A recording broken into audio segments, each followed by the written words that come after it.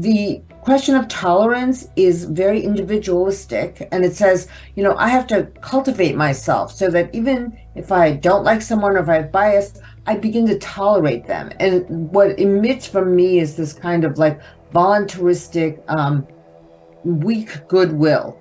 But in the question of solidarity or the question of respect or trust, there's a kind of mutuality that goes on here. So when I feel solidarity with someone, it's not that I tolerate them, it's that I see that, or we see that we have shared interests together, and those shared interests have to do with our common struggles. And I'm like, you know what, in this brutal version of capitalism that we have in the United States, anyone who's ordinary is going to be punished like you cannot believe. There's no infrastructure for a well managed, like working middle class income world that we live in. You go to the hospital right now, and if you have like kind of bad health insurance, which most working and middle class people have, you don't qualify for the public assistance. You're in the middle or lower middle tiers. You could have a simple procedure and come out with a $20,000 bill that you're responsible for. It doesn't matter how many books you've read. When you're acting in the interests of the capitalist class, you will do that. You will execute for JP Morgan Chase.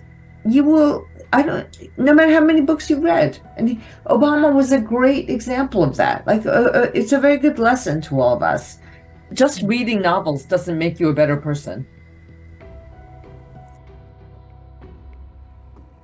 Hello everyone, this is another episode of The Nature of the Future, a series of conversations with writers, philosophers and scientists in which I try to sort of predict how certain phenomena already very important for our lives, for our social relations, for other beings living with us on Earth, and finally important for the world, will develop. My name is Grzegorza Jankowicza and I'm the program director of the Conrad Festival. My guest today is Catherine Liu. Catherine is an American cultural theorist and author whose areas of research include Sinophone cinema, French literature, critical theory, identity politics and visual arts. In 2021, Catherine published a tiny, in terms of its length, but very important book titled Virtue Hoarders, the Case Against the Professional Managerial Class. The book is not available in Polish yet, but translation is ready and it will be published soon. Hello, Catherine. Hi, thank you for having me. Thank you for accepting my invitation. Your book is about the managerial class in the US, but it is pretty much universal. Many of the phenomena you describe, many of the processes you analyze, we can also observe elsewhere, including Poland. Let's start with a definition and a very short history. What is this managerial class? What is this particular group of people? And how has it developed over the last, let's say, 100 years? Okay, thank you for that question. So my very short answer for this is that the professional managerial class emerged at the end of the 19th century in order to administer a more and more complex capitalist economy. So before this class became specialists and experts in, I would say, like management of social problems, in distinction from like socialist or communist ideas of revolution, the clerks and the intelligent people, the intelligentsia, let's say, of pre-modern feudal monarchical society were courtiers and clerks for family firms. So because of my background in the French Ancien Regime, when I saw the behavior of this class in the United States, I realized it's a secularized version of the courtier, which is a person of intellect and learning who submits that intellect and learning to the tyrant. So a good example of a courtier predecessor to the professional managerial class person would be the Cardinal Richelieu. He served Louis XIV's purposes, managed his budget, also was a man of the church. And the amazing thing about the expansion of a secular, credentialed, literate elite is that in the United States in 1900, they made up about 3% of the workforce. Today, they make up 25% of the workforce. They're credentialed, white-collar elites who manage other people. Because we now have a lot of college graduates who are underemployed or unemployed. And so I would say they're professional class aspirants, but they're not managing other people. So the class itself has stratification, but there were a number of events in the United States that allowed for the expansion of this class. Professionalization of medicine and law.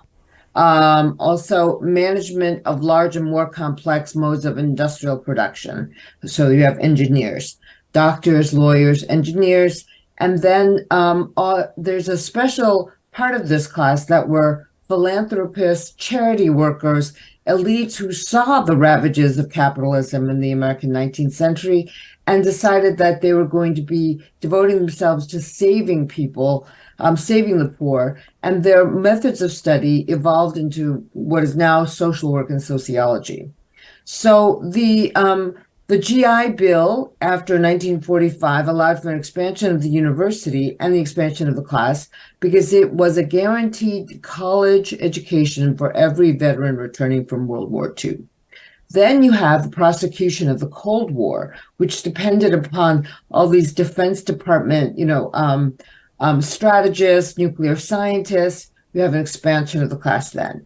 The suburbanization of America is about housing this class and its children in ideal, expensive, economically exclusionary environments. The class is expanding through the 50s, 60s. Another thing that happened that helped this class in the United States was Sputnik. When the Russians launched the satellite into space, Americans freaked out. And in 1959, Dwight Eisenhower signed one of the greatest expansions of the American education and higher education system. So its power today is very much tied up with the Cold War, with anti-communism, and what Barbara and John Ehrenreich noted in 1977, because I'm making this class sound like it's very conservative and right-wing, but what they noted in 1977 was in the post-1968 Democratic Party and left organizations, college-educated people were dominating leadership positions and the agenda of left and liberal organizations. And I would say that is even more pronounced today. The Democratic Party beats Republicans in votes with regard to college-educated people making more than $100,000 a year by almost 30 to 40 percentage points. This is a complete reversal of what the two-party system in America had given. The Democrats were supposed to be the party of working people, the Republicans the party of the elites, the country club tennis playing types. Now we have a total reversal where the Republicans' share of working class votes is growing. And the Democratic Party completely dominates with regard to high income, higher level of education people. So this really, really shapes what American liberals and left liberals see as progress. And one of the things that you have in this class that I tried to make salient was this class's material needs are met and they are moving towards cultural forms of domination and superiority. They don't understand how people don't have enough to eat or live on. They're to live with. So on a very materialist basis, they're anti-material economic issues, even though they say they want to help people. This comes from the sort of Victorian era stuff, but they absolutely are opposed, I think, to focus on questions of universalism, economic strife, And they wouldn't say it explicitly, but if you have a debate with them, and when I have a debate with them indirectly, they'll immediately call me a class reductionist, or am I saying I'm a racist? And because the cultural issues trump the economic issues for them, and this is what we have in the United States as a kind of hegemonic liberal model right now. The really unfortunate thing, and I cannot believe this is happening, is that this class has exported its values, its boutique politics, to its European allies. Like any country who wants to be associated with America, get those great American dollars, investments, protection from the military. I'm sorry, that's a very, very long response to your answer, but there you go. Let me play devil's advocate for a moment. You write in a book that the managerial class wants to accumulate virtue, greed, persistence, erudition, specialized knowledge, prestige, and pleasure, along with cultural and actual capital. What's wrong with accumulating all these virtues and resources? Because they hoard them and they prevent them from circulating and creating a more equal distribution. If you want to equate, virtue with money, then what's wrong with hoarding money? Hoarding money is actually, and hoarding resources is actually taking,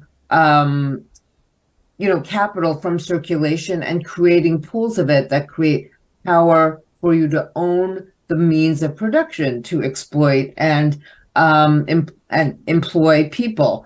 With virtue, the question of hoarding then becomes a question of hoarding networking resources, morality, and then being able to set up a parapolitical adjudication of issues and problems and debates in a democratic society that should not be moralized and that should have robust debate and dissent over this. But if you have one class that says we're the most virtuous class, then anybody who opposes or can't catch up with those values is seen as evil, backward, iniquitous, sinful. It's a kind of secular moralism that it's actually very Protestant. It's very crypto-Protestant, I would say. And, there's this class, America is a Protestant country, and the idea of wealth and accumulation of wealth under capitalism is under Protestantism, according to Max Weber, is that you are, if you're wealthy, it's reflecting God's grace on you. And this kind of secular grace of PMC virtue that you gain because you have a certain amount of material goods is a disguise for the actual accumulation of those material goods at the expense of the great majority of people. So I would say most 66% of Americans don't have a college education. Among the 33% that do, maybe 3 to 4% have an elite degree. So you have, this polarizing economic situation, and you have a class that is disguising or justifying that polarization through a kind of moral culturalist agenda. Here is a quote from your book. As a class, this professional managerial class loves to talk about bias rather than inequality, racism rather than capitalism, visibility rather than exploitation. Tolerance for them is the highest secular virtue, but tolerance has almost no political or economic meaning. Do we have an either-or situation here? Either we talk about tolerance and practice cultural politics, or we try to neutralize economic inequality. Is it possible to effectively do both in such a way as to induce social change? To talk about tolerance and to talk about inequality. I think tolerance is a very weak term. And I think that it's a term of intersubjectivity that says that the other is somehow bothersome and you have to tolerate him or her. It's not a good word for me in English. Tolerare means to be equal or to try to deal with the other as equal, but it's not a given, right? So I'm like, what there are there's so much false language. There's so much inaccurate language. I am a nerd in this way. Like I want meaningful language, and the tolerance has been just completely emptied of meaning. And I'm trying to restore like what is a more authentic language to deal with people who are different from us, right? So if you're of the same, if we believe that we are universally equal, then what do you do when you are confronted with someone who's very different from you, but whose interests are aligned with yours?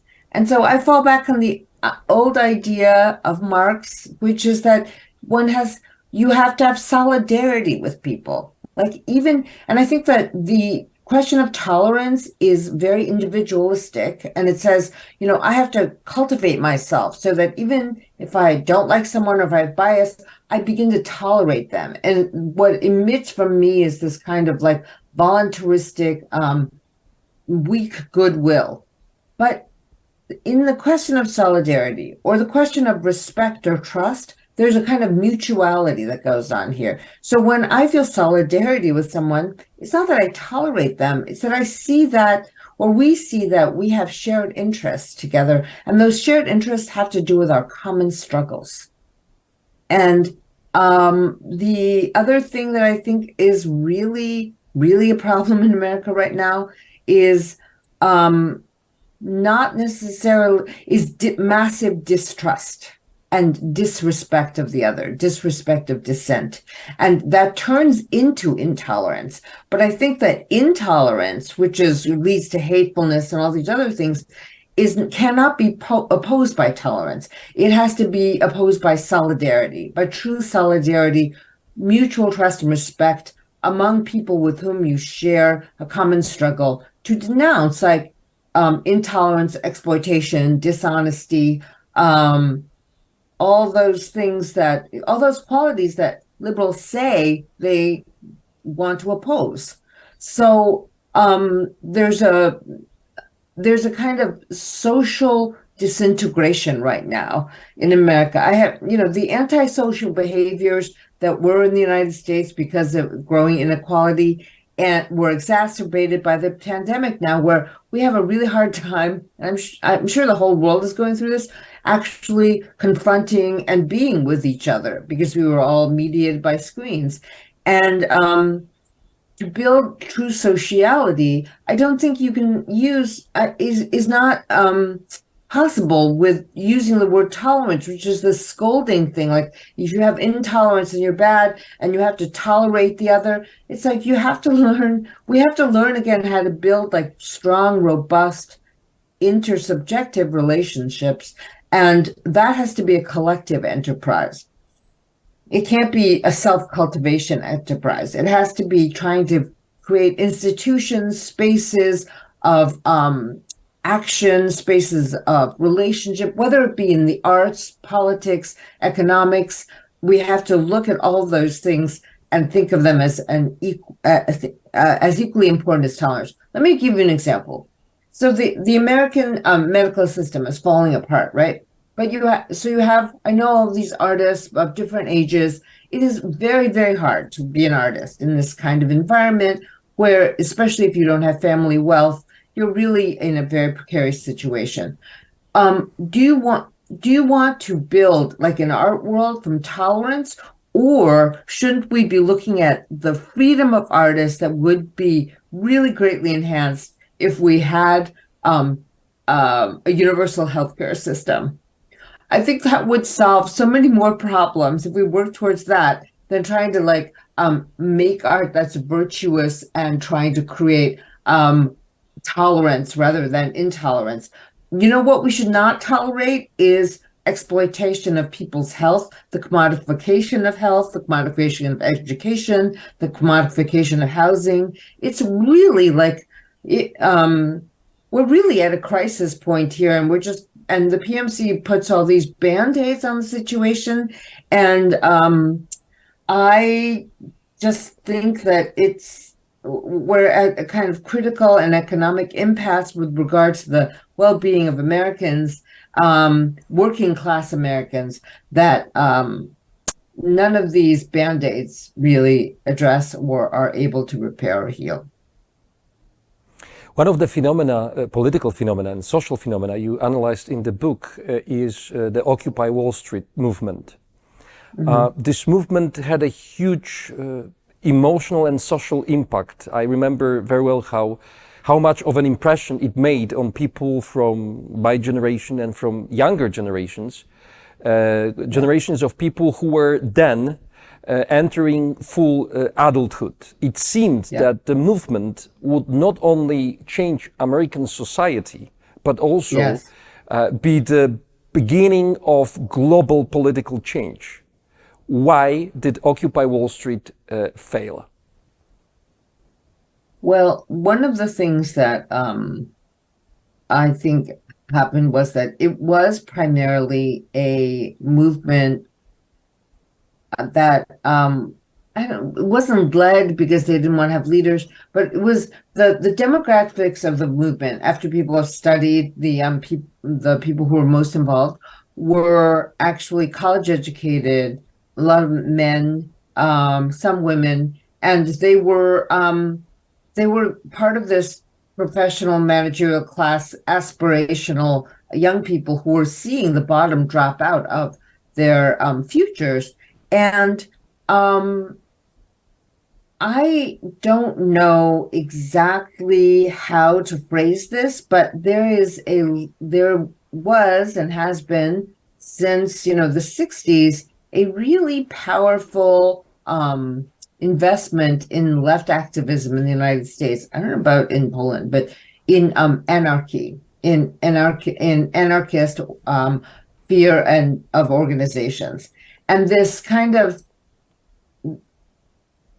this investment in anarchism shows up and it comes out of like certain classrooms, certain teachings, certain readings, and it shows up in all of these different ways in almost every single left organization I've been in. And the fear of organization, because Occupy Wall Street was so spontaneous and had all of this energy. And even in this like small suburban town where I live, there was an Occupy of there was an Occupy encampment of City Hall at the time. And the most amazing thing about this occupation, because I would drive by it all the time and I had a 10-year-old, was that there were these young college educated people who were really disillusioned, and there were older retirees who had seen their home values, the values of their retirements completely collapse. So it was this unprecedented coalition. But you need something to organize these people, to organize that energy, or else it just gets absorbed by the Democratic Party. And so the fear of like organization is one of the things that I think doomed the movement. And I wanted to be optimistic about the movement, but as it evolved into a kind of fetishism of the anarchist lifestyle, like just camping outside, I became more and more disillusioned because they really underestimate the power of capitalism and the power of capital. Capitalism isn't something you don't defeat with encampments or drum circles. The BlackRock and Blackstone, the two private equity hedge funds in the United States, were linked together and they control more wealth than the entire GDP of countries combined, of Canada and Great Britain combined. Those are two American private equity organizations. They're all over Europe right now, buying distressed public housing, renovating it, raising the rents, and then kicking out the people who had lived there before. Blackstone is one of the great, one of the great causes of American homelessness, because it's been flipping the real estate market like this. You don't defeat we have numbers. The people who oppose this have numbers, but you need organizations that are not like lifestyle anarchist organizations to appeal to the great majority of people. At the time when I was driving by Occupy Wall Street, taking my son to, soccer, because I was like soccer mom, I was like, so how do you get the soccer parents also coming? Like, you need to have the biggest umbrella. You need to offer people like a vision of the future, because everyone is suffering. After 2008, the economic situation of the world was collapsing, but you can't do this you can't organize the masses, if you want to, or lead the masses, because I think that's the ultimate fantasy of the anarchists, is that somehow people will just join you spontaneously. There's a limit to how many people can join that movement spontaneously. When it reaches that limit, there has to be some kind of political organization that takes place. And the fear of organization, the phobia of that might be related to like an American fear of communism or Stalinism. Like, the moment we have an organization, it's going to become bureaucratic, and there's going to be a Stalin that pops up. But, great social movements have to take in the greatest number of people and offer them the positive salient valence of what they're doing. And it failed to become a popular mass movement. And that was incredibly disappointing. And that was also another reason why I wrote the book, because I think the later essay that John and Barbara Ehrenreich wrote, called Death of a Yuppie Dream, they really idealized Occupy Wall Street and said this was going to be like the white collar worker was going to become radicalized because there were no more white collar jobs. I was much more pessimistic about that. Maybe because I'm not a 60s activist and I'm sort of between the generations, but I saw that the white collar, the educated anarchist segments of Occupy Wall Street came to dominate its ethos. And once that happens, they're so out of touch with mass politics that people won't follow. And whatever energies they have will become absorbed into the Democratic Party or into nonprofits or non-governmental organizations.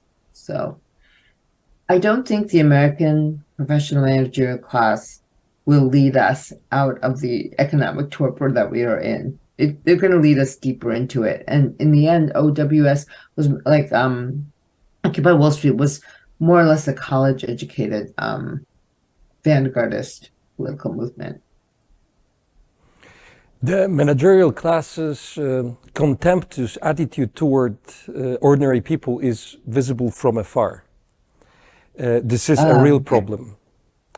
But it seems to me that it is possible to reach a point in these managerial class criticism where ordinary people begins to be sort of fetishized. This category can become another empty term. Do you see such a danger? Well, not right now, but I totally agree that in a different political circumstance, and you can say like, oh, they're the elites and they're the people, and you could have this like fetishism of the people's authenticity. It's not happening right now, but because the liberal elites of this class are so anti-normative. Like, they don't want ordinary people to be involved. They don't like ordinariness. They don't like anything normative. But I do think that maybe there's an instrumentalization of the ordinary person or the normal person. The right-wing demagogues are much better at doing what you say, which is to fetishize this ordinary person and then to speak as her voice, like the Front National in France, for instance. Macron is a, complete martinet of a leader who's deeply, implicated in both finance capital and French monarchical fantasies, but and completely divorced from the struggles of ordinary French people. But then you have the right wing who's able to, speak to or pretend to speak to these issues. And at the same time, you have this emergence of the Gilets jaunes, who came out of the working classes, were very, very disturbing to the elites. They were not easily identifiable as either left or right. But it's the political parties, I think, that can really create this kind of like fetishism. And actually, in the United States, the Democratic Party has all of this cultural power that is disguised in all these ways. And I don't think right now it's not really like looking at the common person as this kind of empty signifier that it will promote, because it doesn't really like the common person. I don't even think that's happening. I think on the left liberal side and Democrat, it's more like the Republicans who are doing this, like, oh, the right wing, like this is absolutely an affront to the ordinary American. The ordinary American would not put up with this. And so there's this, what you could call like a pseudo-populism that is on the right, and that fetish of the ordinary person definitely is a danger of demagoguery that the demagogues are using. I don't know. There's a positive ordinariness that I think the left could mobilize, but no one's doing it except for this one really great like labor historian, Jack Metzgar, who wrote a book in praise of ordinary people and in praise of the ordinary as a kind of working class ideal. And he says, these professional managerial class people want to be extraordinary all the time. They're just striving. They want their kids to be extraordinary. Everyone has to go and do these amazing things, make all this money and everything else. And he talks, he's older than I am, and he comes from a blue collar background, and he says, there are values in my working class world that had to do with not distinguishing yourself, being loyal to your community, doing okay at school, not being the greatest, but becoming a member of your community, helping your family, doing these things that were much more about local well-being of your class, and that these are values he thinks that could be opposed to PMC values that would save the PMC from its own agony of constant striving, right? And I was like, this is so lovely. This is such a beautiful vision. This is never going to happen because the PMC has to always be extraordinary, because it has to justify its lion's share of the economic and social cultural resources in a society. Now, so there's the 1%, right, who are the capitalists, and the 0.1%. There are very few of them. They have a lot of money. But below them, like the top 4%, are the elites of the professional managerial class, and they want to become centimillionaires. They may be millionaires now. There are more of them. They hoard resources in every single possible way. And they're not going to suddenly say, oh, I'm so tired of striving, because right now everyone in this upper strata wants to be in the next strata. And Metzgar is saying, why can't we be like responsible to each other? Why do we have to all be striving? Why can't we be ordinary? And I'm like, you know what? In this brutal version of capitalism that we have in the United States, anyone who's ordinary is going to be punished like you cannot believe. There's no infrastructure for a well managed like working middle class income world that we live in. You go to the hospital right now, and if you have like kind of bad health insurance, which most working and middle class people have, you don't qualify for the public assistance. You're in the middle or lower middle tiers. You could have a simple procedure and come out with a $20,000 bill that you're responsible for. So their medical bankruptcy among the working and middle classes in America is a real fear that everyone has. So it's like you can't be an ordinary person right now in America and not feel threatened on every level. So it's not about us, idealizing or using it as a kind of totem for us. It's actually looking at, I'm looking at like, let's look at demographic strata. Let's look at income levels. Like, what is the ordinary income level? And how is that person who's in that income level surviving right now? Not very well. I don't know about Poland. I don't know if you have the healthcare issue is so extreme, but it's terrible here. It's not equally demolished as in the States. It functions in a different way, but some of the problems you mentioned, problems of ordinary people, are very similar. Catherine, here is the Polish edition of Harper Lee's To Kill a Mockingbird, the book which was published in 1960, did not immediately take its place in the canon, but once it did, its importance only grew. According to you, the novel portrays social relations in a questionable way, to say the least. Why is that? Well, the novel for me is a perfect Cold War illustration of how Americans imagined the proper use of violence to be framed. And this was before the Vietnam War. So when the Vietnam War happened, this notion of the proper use of American violence is really shaken to the core. But now we've come back to like proper use of violence given to America is still a good thing.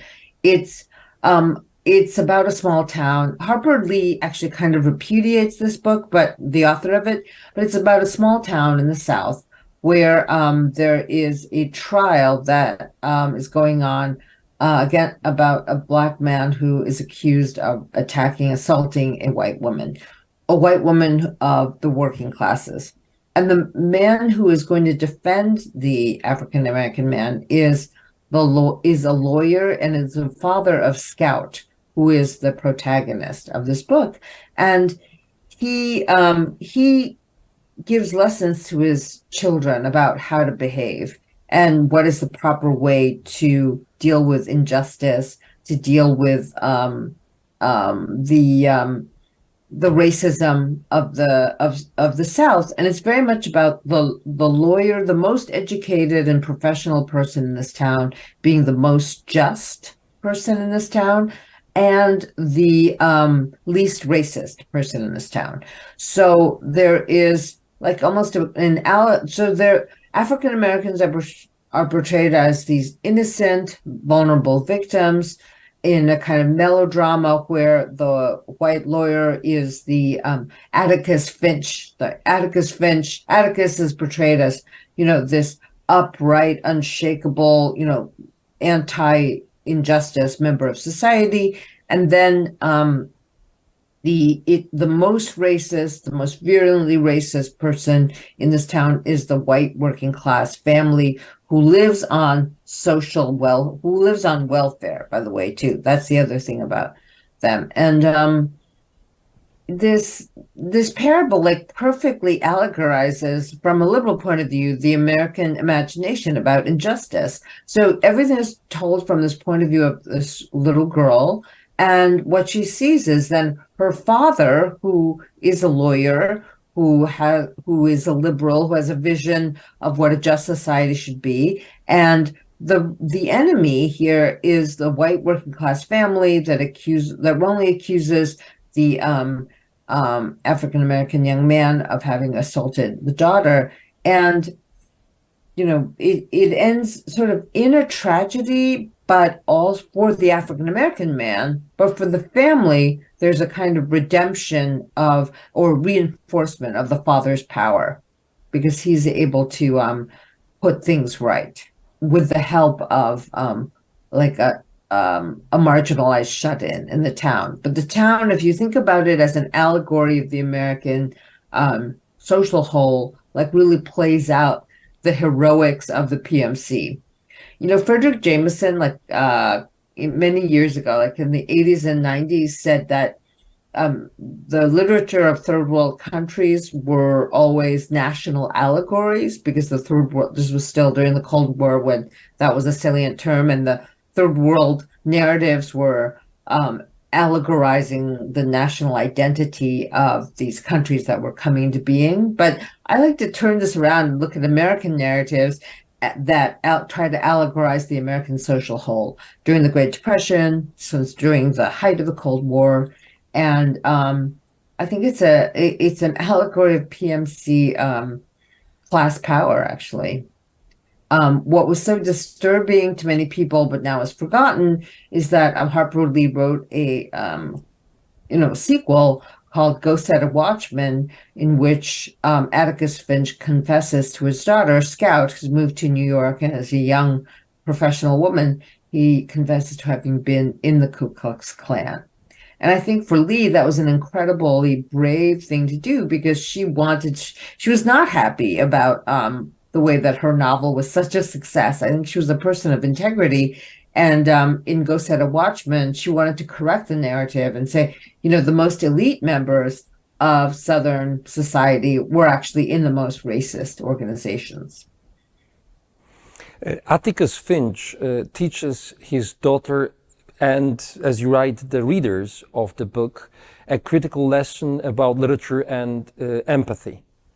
And he expresses to his daughter this memorable sentence: "You never understand a person until you consider things from his point of view, until you climb into his skin and walk around it." In his shoes, yeah. You seem to be critical of this function of literature. Am I right? Yeah, I am. So I am critical of it as someone who loves literature, as an amateur.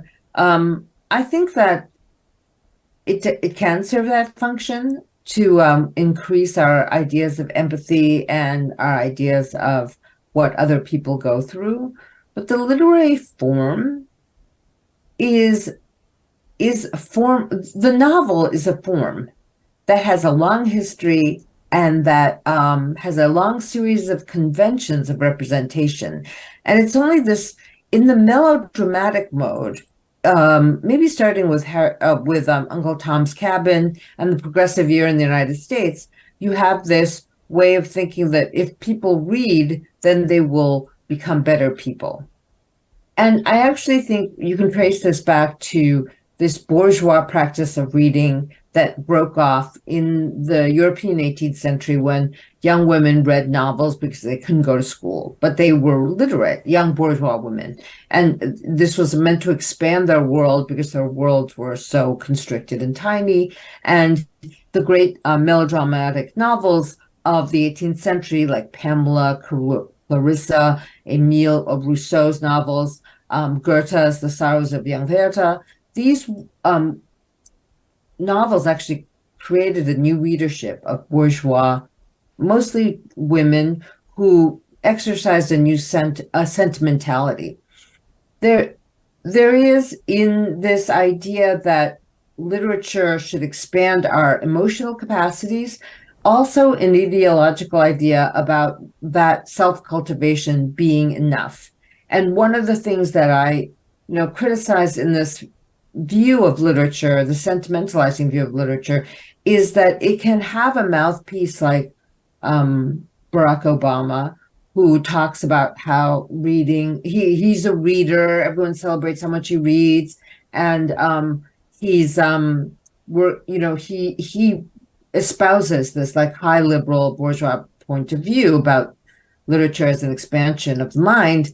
And he is a very well-read person who is nevertheless able to give the reins of power to Timothy Geithner, Larry Summers, and the Wall Street elites to bail out the banks in 2008, and not the people who are holding the debt, so that African-American assets, because so much of middle-class assets in America are bound up in houses, dropped dramatically during his presidency.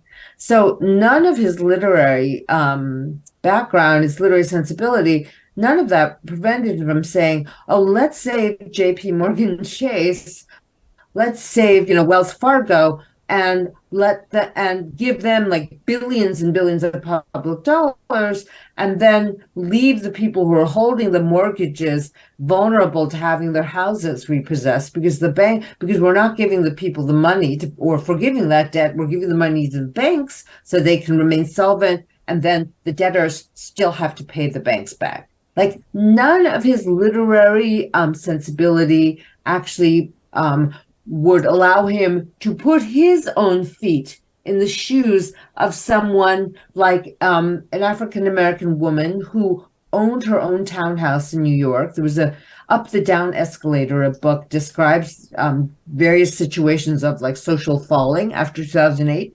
She owned her own home, older woman, was worth quite a bit of money, but she lived a modest life, and she was constantly given offers to take out home equity loans on her home. So finally, at some point, she takes out a large loan to help different members of her family. She hadn't wanted it before, and the interest rates go up after 2008. She can't make the payments, and the banks repossess her house.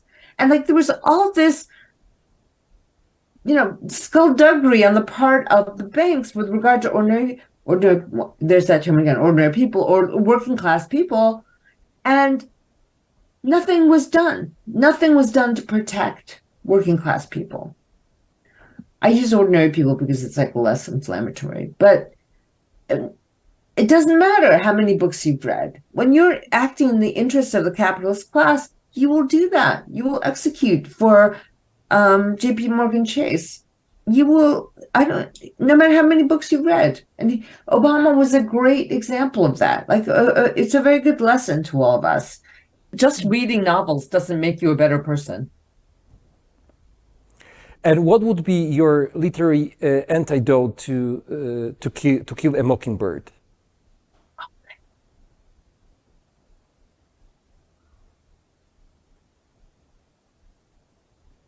Well, a novel that contextualizes like the tragic aspect of individual action on a larger plane. That sounds really, really sad.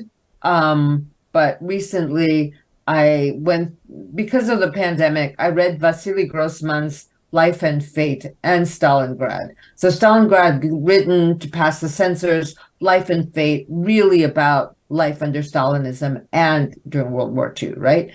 And I guess it's the Russians, tradition for war and peace, but they always have this like larger perspective. Like, here's what's happening. Here's a small person. Here's what's happening in the whole country. Here's the inscrutable nature of, the communist elite. Here's the Nazis coming in. Here's my trying to do my work.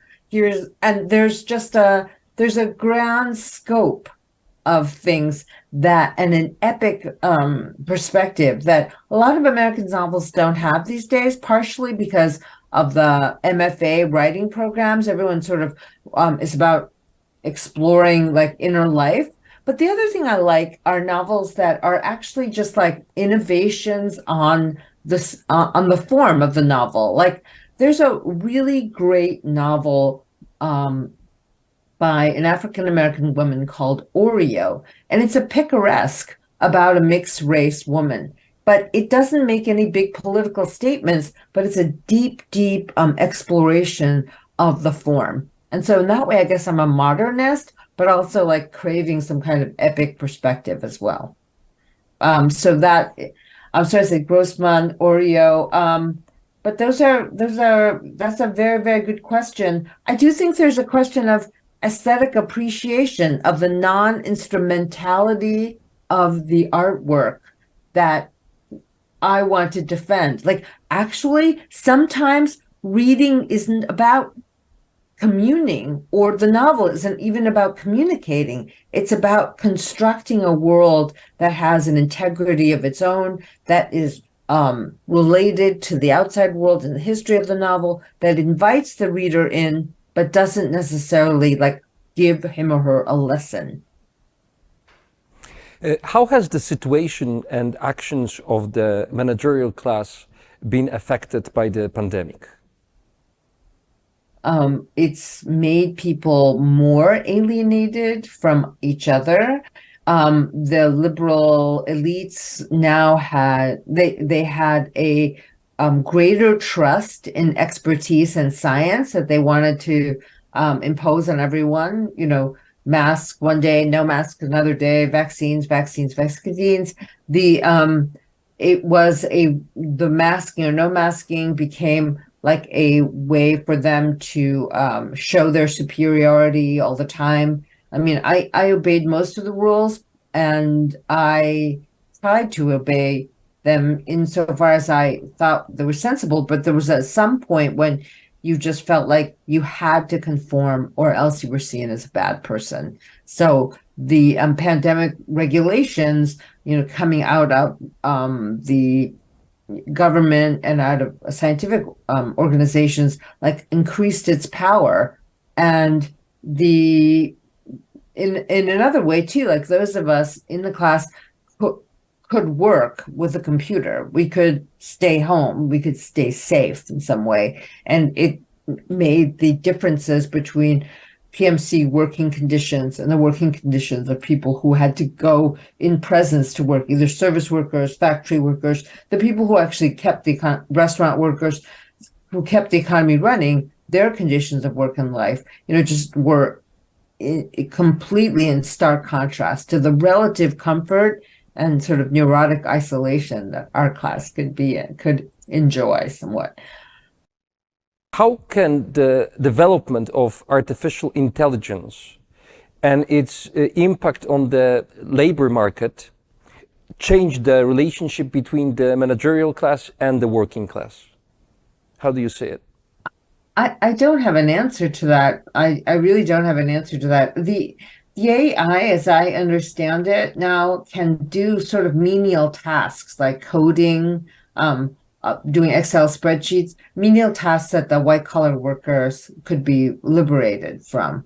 I'm not sure about automation with regard to like physical labor, but it's supposed to be able to make many processes more efficient. And the whole question of like labor saving under capitalism labor saving techniques is usually code for allowing the owners of the means of production to extract greater profit from the labor process and to employ fewer people. So I don't know if it's going to achieve that necessarily. There's a lot of fear right now. And also we don't really know of its capacities yet. I mean, I've just read I just read a bunch of articles about how if you ask ChatGPT to write an article or to write a law brief, it will actually make things up, because what it wants to do is create plausible text. And so it'll use fake references and all this other stuff. And people are worried about disinformation that it can produce. Maybe it'll produce bad journalism by creating plausible stories. I think that that is just going to exacerbate mistrust of content producers, the media, the fourth estate. And that's very worrisome, because there already is so much mistrust. And is there a way in which we can actually break through the media monopolies and create more meaningful reportage? I don't know that AI can do this. I thought if you use it to save time, maybe you can use it to analyze demographics or statistics and do better reporting. But that's not what's happening right now in American journalism. It's all about trying to make money. And maybe the creators of AI were idealistic and they were scientists hoping to create, this language learning machine that would aid human beings. But I think the people who want to exploit it and use it for making more money are not thinking about how the LLMs are supposed to be making life more easier for anyone, but especially for white collar workers. This is actually interesting that there's a lot of panic in the class of people who are content producers, journalists, and everything else, because we generate words, right? And this is like a word generator. But I really don't know enough about it. But the techno-utopianism of any of this new form of technology seems to have faded really fast. Like in the past, like there was a honeymoon period, a honeymoon period where we thought, oh, computers, they'll be great. Social media, it'll be great. But I think the AI, it'll be great moment was really, really like very, very foreshortened. And now like the tech capitalists are asking for government regulation, which is kind of unusual. Like usually Silicon Valley titans do not ask for government intervention. They say that the AI is going to be a huge threat to humanity. And I'm just wondering, like, if that isn't self-aggrandizing, like they've actually created the ultimate villain that's going to destroy humanity. I actually think it might be climate change that was produced by industrialization that will become the villain. Like the Silicon Valley really wants to be powerful, and so it imagines AI to have this kind of power. The problems that it's going to exacerbate are problems that already exist, this massive social mistrust of information. And if it throws more misinformation out there, it's just going to create more fragmentation and disaggregation. Catherine, thank you for the interview. I look forward to the Polish edition of your book. Let me give our audience a quick information about the next episode of The Nature of the Future. On the last Thursday of July, my interviewee will be Chilean writer Benjamin Labatut. Remember the date and be with us, be with the Conrad Festival. Catherine, thank you again. Thank you so much. Thank you.